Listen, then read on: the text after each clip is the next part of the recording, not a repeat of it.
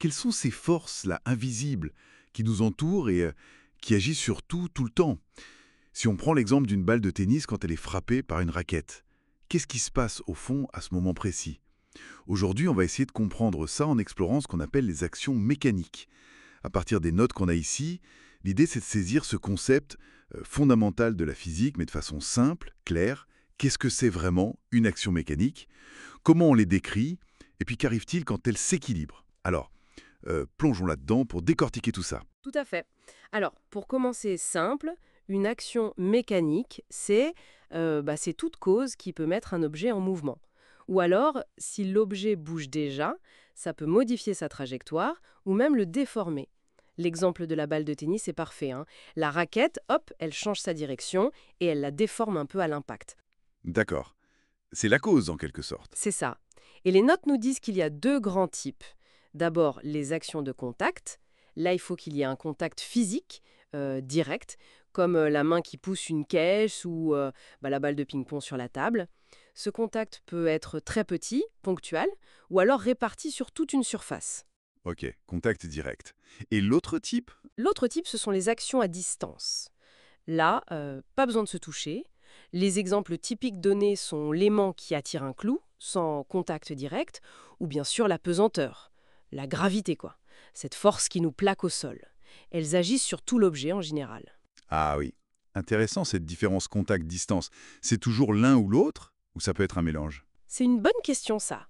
En physique, on les classe vraiment séparément. Une action est soit de contact, soit à distance.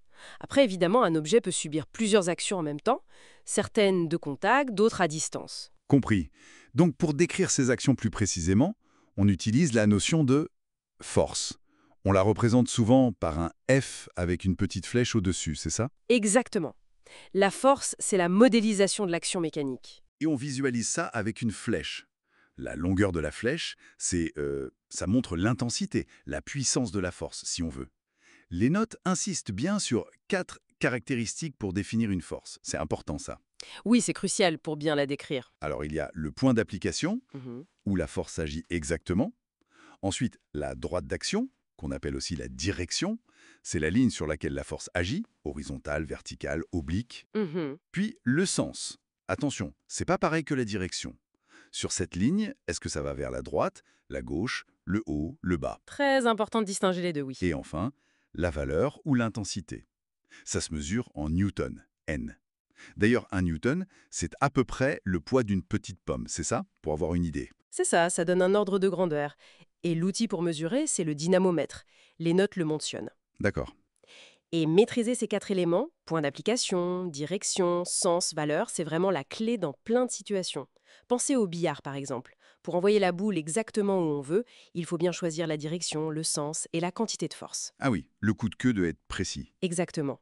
Pareil pour un archer qui band son arc. La tension, la visée, tout ça c'est lié aux caractéristiques de la force appliquée. Et pour donner une idée de l'échelle, euh, la poussée d'un réacteur d'avion, c'est gigantesque, de l'ordre de 100 000 newtons. Ah oui, quand même, c'est énorme. Et ça nous amène à une autre question.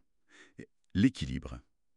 Si plusieurs forces agissent sur un objet, comment on sait s'il va bouger ou rester tranquille? Bah oui, l'image du tir à la corde où personne ne bouge, c'est une bonne illustration de l'équilibre. C'est ça. Alors, les notes expliquent le cas le plus simple, un objet soumis à seulement deux forces. Pour qu'il soit en équilibre, c'est-à-dire immobile ou bougeant en ligne droite à vitesse constante, il faut trois conditions en même temps. Ces deux forces doivent avoir, premièrement, la même droite d'action, donc la même direction. D'accord. Aligné. Deuxièmement, des sens opposés, l'une tire vers la gauche, l'autre vers la droite, par exemple. Logique. Et troisièmement, la même valeur, la même intensité en newton. Donc, même ligne, sens contraire et même force, même valeur. C'est exactement ça. Si une seule de ces trois conditions n'est pas remplie, Alors, paf. l'équilibre est rompu. Exactement. L'objet se met en mouvement, ou accélère, ou se déforme. Ce qui veut dire que l'équilibre parfait, c'est quelque chose de très strict, finalement. Très strict, oui. Bon, pour résumer rapidement ce qu'on a vu, une action mécanique, ça peut démarrer un mouvement, changer une trajectoire ou déformer un objet. On a les actions de contact et les actions à distance. C'est ça.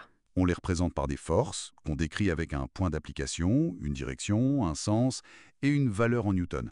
Parfaitement résumé. Et pour l'équilibre, Dans le cas simple de deux forces, il faut qu'elles aient la même direction, des sens opposés et la même valeur. Exactement. Et d'ailleurs, ça soulève une petite réflexion pour finir, en lien avec ces conditions très strictes. Dans notre monde, tout est constamment en interaction. Il y a plein de forces partout, rarement parfaitement alignées ou égales. Alors on peut se demander, les objets qu'on voit immobiles autour de nous, le sont-ils vraiment en parfait équilibre statique? Ou est-ce que c'est plutôt une sorte d'illusion, un équilibre dynamique hyper lent, imperceptible à notre échelle? Qu'est-ce que ça implique sur la nature, au fond très dynamique, de tout ce qui nous entoure, même ce qui paraît le plus stable? Question intéressante pour réfléchir.